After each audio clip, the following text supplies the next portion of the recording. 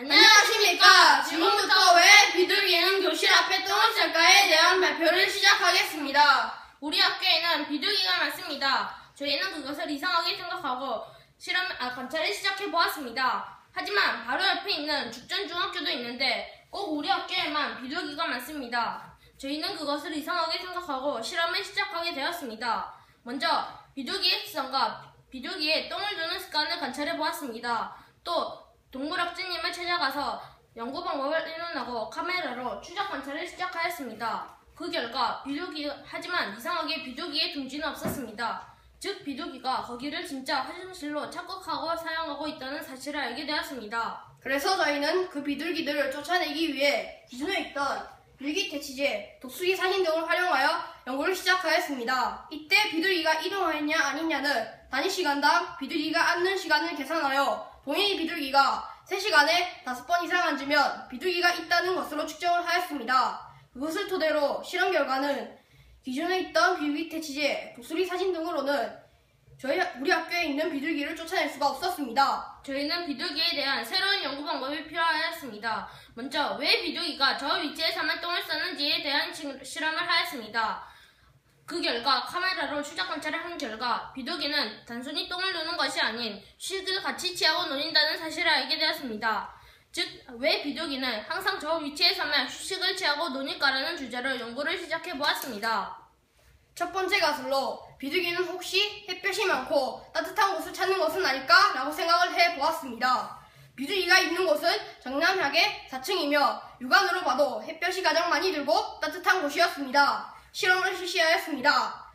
여러가지 실험 결과 비둘기가 있는 곳인 4층은 5월 27일 기준으로 약 12시간 이상 햇볕이 드므로 다른 층에 비해서 햇볕이 가장 많이 들고 따뜻하다는 사실을 알게 되었습니다. 하지만 비둘기가 해를 따라간다고 설명하기에는 그 위치가 이상하였습니다. 바로 비둘기는 해가 잘 들면서도 기둥 옆 한 구석에만 똥을 눈다는 것이었습니다. 저희는 그것이 왜 이유가 있는 것인지 곰곰이 생각을 하다가 혹시 기둥에 의해서 바람이 적은 것은 아닐까 생각을 하였습니다. 그래서 실제 바람을 측정해 보았습니다. 먼저 이 탁구공과 풍속개를 이용하여 실험을 해보았고 마지막으로 이 바람개비를 이용해서도 실험을 해보았습니다. 그 결과 풍속개의 수치로는 기둥 옆 한 구석에는 2.8의 바람이 부는데 다른 곳은 4.1에서 4.2의 바람이 불었습니다. 즉 비둘기는 바람이 적고 햇볕이 많은 곳에서 배변을 한다는 사실을 알게 되었습니다. 그런데 또 이상한 점이 있었습니다. 그것은 바로 비둘기가 햇볕이 많고 바람이 적은 곳을 찾는 것이라면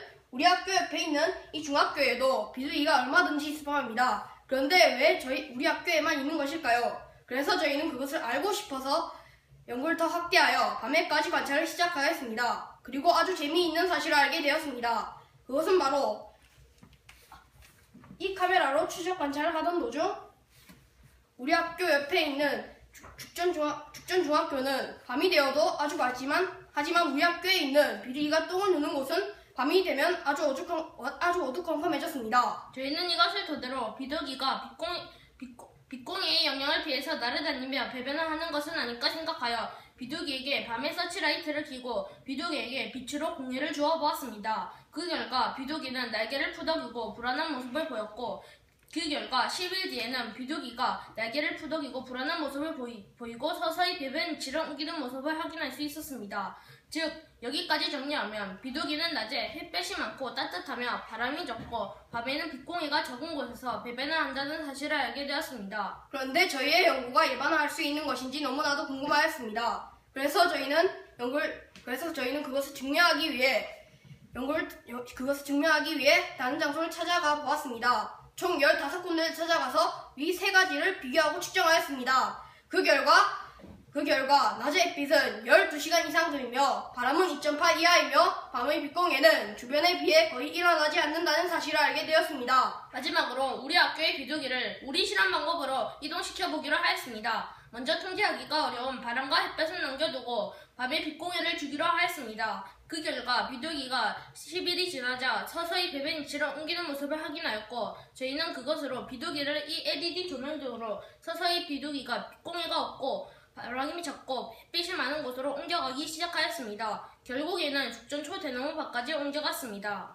그래서 마지막으로 저희는 대나무 밭에 비둘기가 안정적으로 휴식을 취할 수 있는 곳인 집을 만들어 주었습니다. 그 결과 비둘기 똥도 없애고 연구내내 의도치 않게 정들었던 비둘기도 살리는 연구를 할 수 있게 되었습니다. 이상으로 왜 비둘기는 교실 앞에 똥을 쌀까에 대한 발표를 모두 마치겠습니다.